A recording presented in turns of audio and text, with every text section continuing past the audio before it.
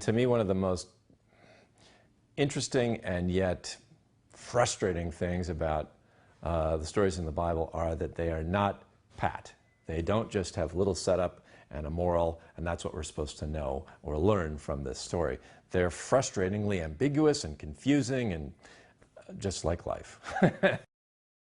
And so that, I think, is more interesting. If you can grab a hold of your audience and then take them on this journey that doesn't end nicely tied up in a ribbon.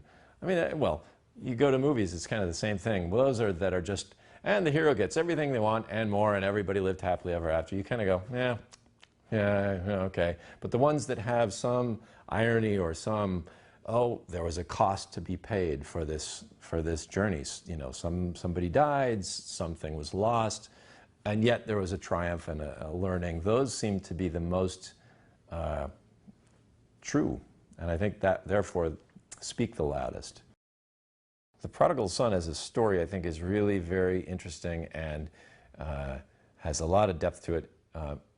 The first thing that comes to mind is just how many different seats you can sit in the middle of that story. You know, you have the prodigal son who runs away, and certainly everybody can identify with that. You can identify with the son who stays home. There's the father. There's all these different ways of looking at it. And I think, you know, in the work we do, there's good guys and bad guys and everything, but you always try to love all your characters. You want each one of them to be as rich and deep as you can. You also want to understand what's going through their head and why they're doing things. They're not just sitting back and going, I am going to be evil. You know, they're saying, this makes sense to me to act in this way. In order to get what I want or need, I need to do these things.